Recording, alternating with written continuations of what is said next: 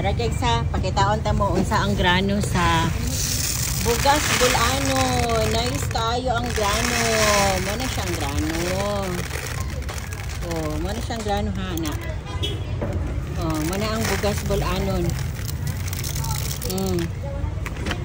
Oh, bugas bulano na siya, bugas bulanon.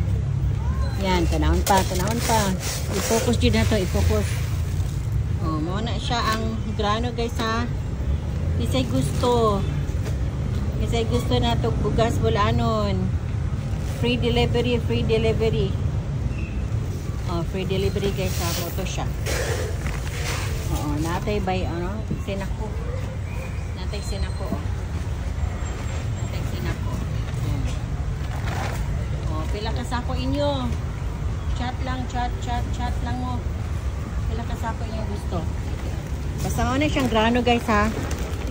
Oh, nice guys, tanan mo na mong gikaon ganina man. Mo na siya. Kana. Oh. Unya, kung gusto ninyo og tag 5 kilos nga nakabalot na siya oh.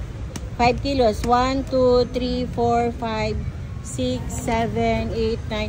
Basta kani siya guys, naka 5 kilos na siya. Depende sa inyo kung pila kabuk ang tag 5 kilos na inyong hang ko anon.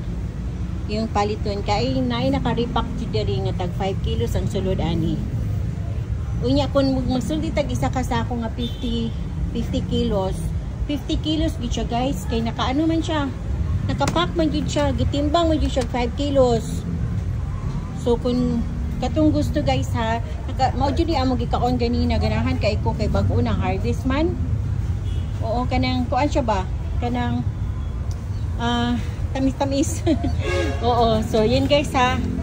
Kinsay gusto magpa-free delivery. Yes, oo. Oo, ano lang, chat lang mo, text lang mo, chat lang mo kung gusto ninyo. Okay? Nice yun guys, tanan ang bugasay, bagong harvest. No, mo ni guys ang actual na kuan guys sa bugas nga ibaligya na mo. Bulanon rice. Mo ni siya lami kaayo. Oo, nikaon mi diri niya. Mo ni siya ang gi-order. Bang silog. Oo. Kuan man ni siya, fried rice. Gi-fried siya niya.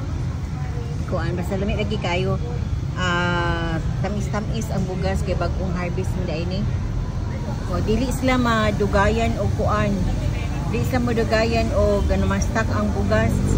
Kuan dayon kanang paspas ang halin kay moig magipang kuan, gipang palit sa mga tao.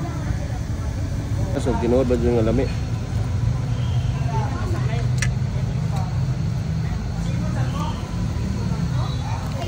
Kating lami agad. Lami no? Bugad kayo nagbusog.